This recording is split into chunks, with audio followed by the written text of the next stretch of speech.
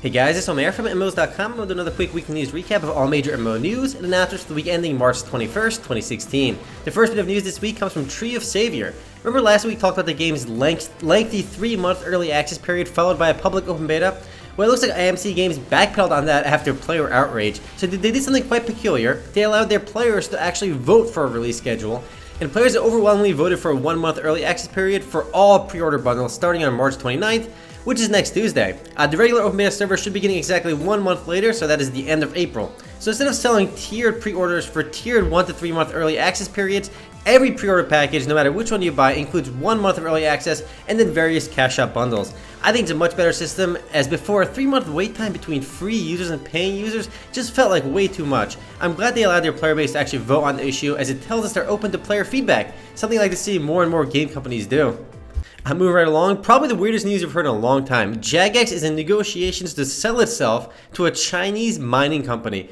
And yes, you heard that correctly. A Chinese mining company is in negotiations to buy Jagex for up to $300 million, according to the Financial Times. So they're getting bought by a Chinese mining company. That makes no sense. They're not even related. But this isn't too odd, because if you've heard of a game called Warframe, a very popular free-to-play game on Steam right now, it actually got bought by a Chinese company. Perfect World partnered with a Chinese port producer to buy Warframe. So Perfect World owns like 5% of the company, and his port producer owns like 95% of the company. So Chinese industries are buying video game companies in the West, and it's very peculiar because these are completely unrelated to gaming. Seriously, a Chinese iron mining company is gonna own RuneScape.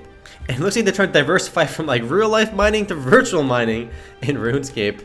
Next up, Ark Survival Evolved pulls an H1Z1 sort of. On March 15th, the game split into 2 games, similar to H1Z1. However, the split-off game from Ark Survival Evolved is called Ark Survival of the Fittest, is free to play, and runs a Survival of the Fittest mod for Ark Survival Evolved. It's a game mode that a lot of people are familiar with already. They did decide to make it a separate game, a la H1Z1, but the beauty here is that it's actually free to play. So it's actually a really nice spin-off, because Ark Survival Evolved is a buy-to-play title. This one is going to be free to play, open to everybody, so it'll hopefully expand the Ark universe. And it looks like this standalone Battle Royale style game mode is super popular. It's been popular since H1Z1. The Calling's doing a remarkable job with it, so now Ark Survival Evolved is jumping into it, and I think it's a really good idea. This is what people want. It gets you right to the action, and it seems pretty fun. And it's already available, so if you haven't played it yet, do check it out. It is like a 38 GB download, so you might have to leave that running overnight if your internet connection isn't super fast. Up next, Perfect World announces the Elysium update, which they promise is their biggest update yet. But we've heard that from a lot of games before, but this actually does seem like a pretty big update for Perfect World. It introduces a maximum level 10-player instance, as well as player housing. So yes, players housing is finally making its way into Perfect World, and the game will be launching on Steam, so a trifecta of changes, if you will. I personally haven't played Perfect World in quite some time, but it's a game that still gets regularly updated. I mean, the Elysium update comes after numerous other updates for the game, so they're still on the ball with this game. It's really their flagship title. I mean, after all, they are called Perfect World Entertainment, so now they're called Ark Games technically, but it's named after the game company, so this is going to be their flagship game for some time. There's no official word on when the update is launching, but you can expect Elysium to launch sometime soon, because they said sometime soon, so we'll take their word for it, sometime soon. Up next, a little treat from Jagex for Chronicle RuneScape Legends players.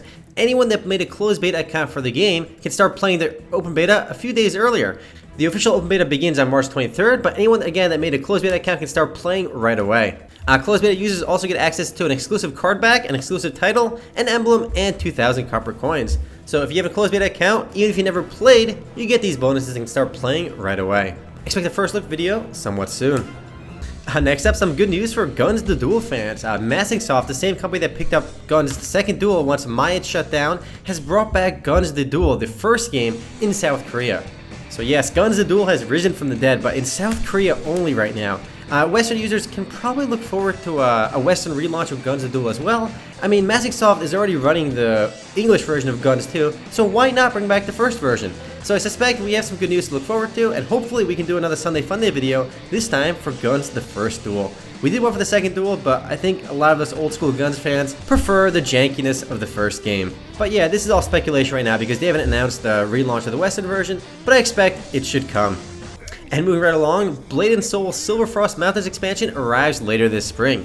It's actually the game's biggest update yet, and that's a term that's used a lot, but again, this time it is quite warranted. It introduces an entirely new continent to the game, which features 8 new dungeons, and increased the game's level cap to 50, and the Hung Moon level will also be increased to 10. But of course, the biggest aspect of it is the increased level cap, as well as 8 new dungeons. That's pretty massive. No exact release date on this update just yet. All we know is it'll be later this spring, and it is a pretty big update. So Blade and Soul players have a lot to look forward to. And I should mention, because this game has been out for such a long time in South Korea and China already, these updates have already been live in the Asian servers for some time, so there's still a lot of updates to look forward to as well, because all the content is actually already out in Asia, so it's still slowly coming and getting localized to English markets. Next up, some unfortunate news for Planetside 2 players. Not in the West though, but in China. Planetside 2 is closing in China on May 31st, and before anybody gets too worried, this is just the Chinese version of the game, published by a company called The Nine. It has no effect on the Western version of the game, but it kind of gives you a glimpse into Daybreak Games' success with Planetside 2. The game is still doing quite well in the West with over 2,000 concurrent players, but the game has not been able to do well in China and Asian markets, so that's a big avenue for the game kind of shut down already. So even though this news doesn't directly affect the Western version of the game, it still kind of affects Daybreak's thinking about Planetside 2, because Daybreak has been shutting down a lot of games. I don't think Planetside 2 is on the chopping block anytime soon, but it might reach there eventually. And the reason for the closure seems to be the publisher's emphasis on their upcoming game Firefall, which actually already launched in America, but they're going to be relaunching in China, and they'll see how it does over there. But rest in peace, Planetside 2 in China. Up next, a bit of odd news. A Con Online private server has made its way onto Steam. It named itself Con Absolute Power, but it's just a private server for a game. When it first entered Greenlight, we actually covered this on MMOs.com, talking about it's a private server. How on earth did they even make it a Greenlight? But it shows you that Steam has some obvious issues with quality control, and it kind of also shows that there's really no moderation on Greenlight. So yes, a private server hasn't made it the official launch on Steam. I suspect that the game will shut down eventually when Steam realizes it's a private server, or if the IP holder never complains, it might still exist, but we're not sure. It's just weird to see a private server make it onto Steam. I wonder if we'll see any other private servers make it on there too, but time will tell. Up next, some pretty big news from Lawbreakers. The game will be launching as a Steam exclusive and will not be free to play. Nexon is known for their free to play titles. Even their Ghost in the Shell game on Steam, which is buy to play right now, will be free to play at launch. So seeing Lawbreakers launch as a buy to play title is definitely going to be a little bit interesting. And we do know for a fact it will not be a $60 title, but there is no other pricing information available. We just know that it won't be $60. If I had to guess, it'll be 30 or 40, but we'll find out when it actually launches. There's no word on exactly when it'll be available just yet. It's just that they're making progress towards launch, because again, they're releasing more and more information. The game looks gorgeous. It's just weird to see a Nexon game not be free to play, but depending on the quality of the game, people will pay if the game is great, but we'll see when it actually launches. Moving right along, we have yet another update for Star Wars: The Old Republic. Chapter 12, Visions in the Dark, launched on April 7th. It is yet another story update for the game, and it'll be available for all subscribers for free. And if you subscribe before April 1st, you get a free HK55 inspired weapon set. It's just yet another story update for the game, and they've been releasing these pretty regularly for some time now. The next and last bit of news this week comes from Gravity Interactive regarding Metal Assault. The game used to be available back in 2009, but then it disappeared and now relaunched in 2016 and is now available. It's obviously a Metal Slug inspired game, as you can very clearly see. If you want to learn more about it, do check out the Sunday Funday video we did for it already. Anyway guys, that's it for this week's news. I'll see you guys tomorrow for the podcast. Later guys.